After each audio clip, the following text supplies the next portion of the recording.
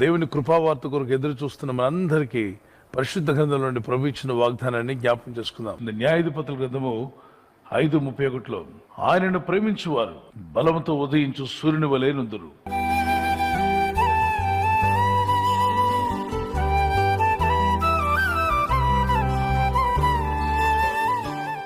బలముతో ఉదయించు సూర్యుని వలె ఉంటారు. మీరు ఆయనను ప్రేమిస్తున్నట్లయితే, యేసు ప్రభు వారిని ప్రేమించువారు, పరలోకమందున్న సృష్టికర్తని దేవుడిని ప్రేమిస్తున్న వారు బలముతో ఉదయించు సూర్యుని వలె ఉందరు.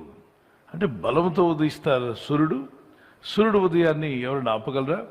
సూర్యుడు ఉదయిస్తూ అలా బయటకు వస్తున్నప్పుడు ఎవరైనా సూర్యుడు నువ్వు పైకి రావద్దు, ఆగు అని చెప్పగలిగిన శక్తి ఈ భూమి మీద ఉందా ఎవరికైనా? దేన్నైనా ఆపగలరేమో కానీ సూర్యుని మాత్రం ఆపలేరు.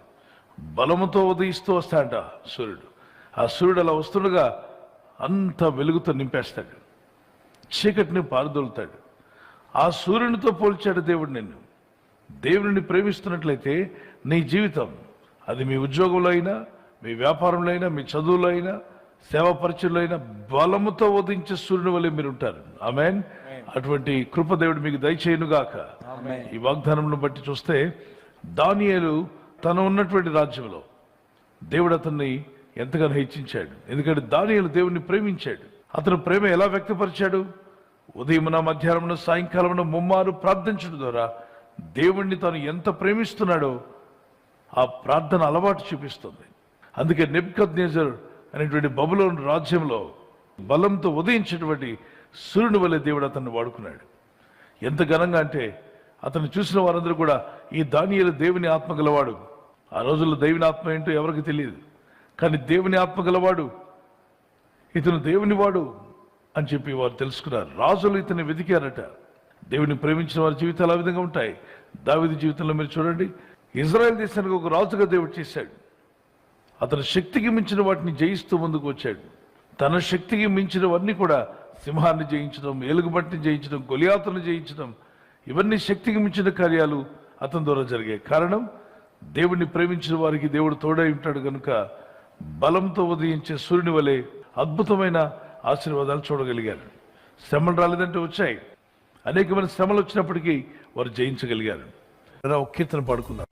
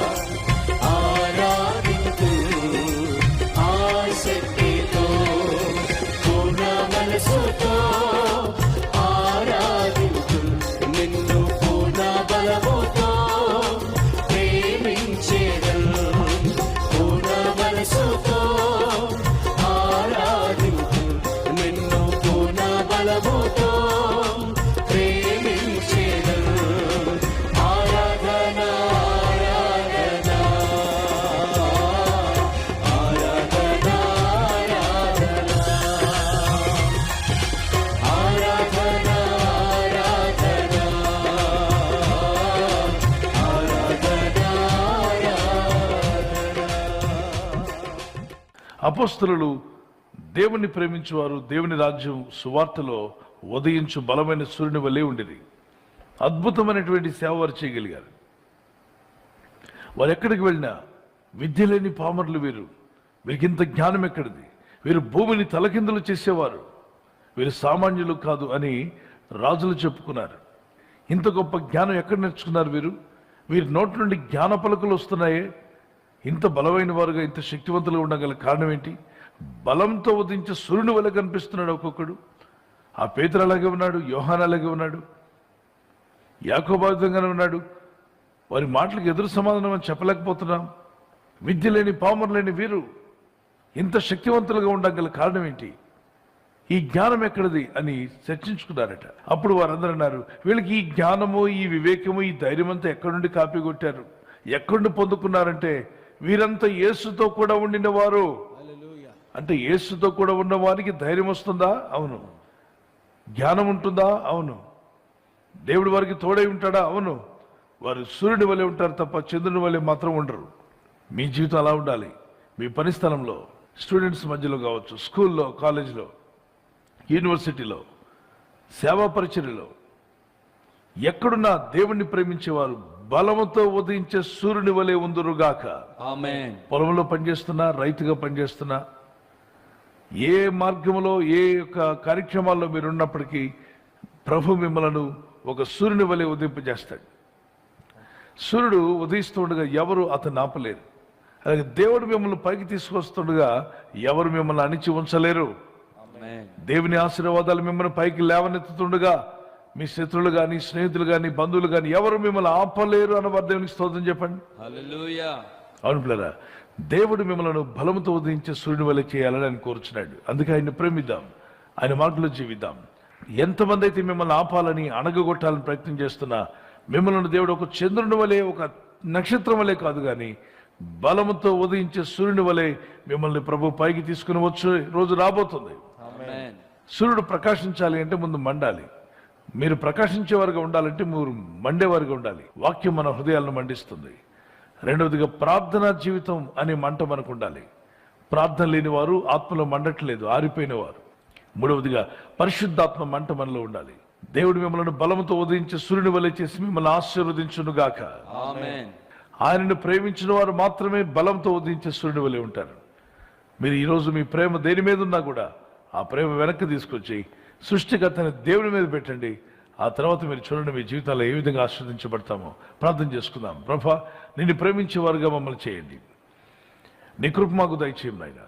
నీ సహాయం అనుగ్రహించండి. ప్రార్థనలో పాల్గొన్న ప్రతి ఒక్కరిని దర్శించండి.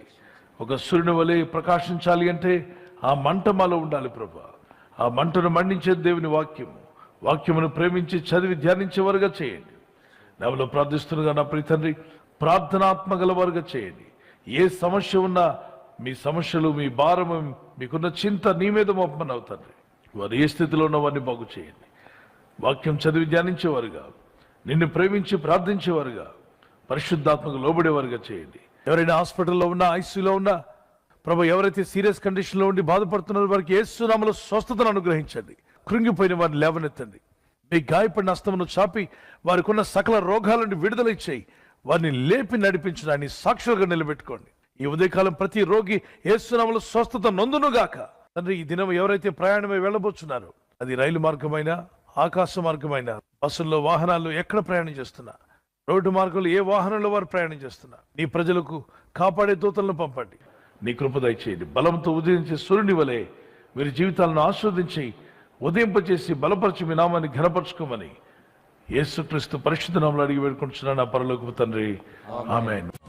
వాగ్దానము ఇర్మీయా గ్రంథం 30:17 నేను నీకు ఆరోగ్యం కలుగు చేసేదను. I will restore you to health. ఈ వాగ్దానం మీ పట్ల నెరవేర్చి దేవుడు మీకు మంచి ఆరోగ్యాన్ని ఇచ్చి ఆయురారోగ్యములతో దీవించుగాక. Happy birthday to you. Many more returns of the day. God bless you. Anniversary జరుపుకునే వారికి many more returns of the day. God bless you. I wish you all the best. భార్యాభర్తలని మీ ఇద్దరు ఆదర్శ దంపతులుగా ఉండాలని, మరి భర్త భార్యను ప్రేమించాలి, భార్య భర్తకు లోబడాలన్న వాక్యానికి చిన్న వాక్యాలు, ఆ వాక్యాలకు లోబడడం వల్ల మీ కుటుంబం అద్భుతంగా ఉంటుంది, ఆస్వాదించబడుతుంది. మీకు ఇచ్చిన వాగ్దానము పెళ్లి రోజు యానివర్సరీ జరుపుకునే వారికి కీర్తన 2:8 Psalms 2:8 నన్ను అడుగుము జనములు నీకు స్వాస్థ్యముగాను భూమిని దిగంతముల వరకు సొత్తుగాను ఇచ్చేది. అంటే అడిగితే ఇస్తా అన్నాడు దేవుడు. అడగండి. మీ ఇంట్లో ఏ లోపం ఉన్నా, ఏ ఇబ్బంది ఉన్నా అడగండి. భర్త మారాల్సి ఉంటే అడగండి, భార్య మారాల్సి ఉంటే అడగండి, పిల్లలు మారాల్సి ఉంటే అడగండి, పిల్లలు కావాల్సి ఉంటే అడగండి. ఈ జీవితాలు ఈ విధంగా ఈ వాగ్దానం ద్వారా దీవించబడి ముందుకు వెళ్ళాలని మీ కొరకు ప్రార్థన చేస్తున్నాను. God bless you. ప్రభు మిమ్మల్ని ఆశీర్వదించు.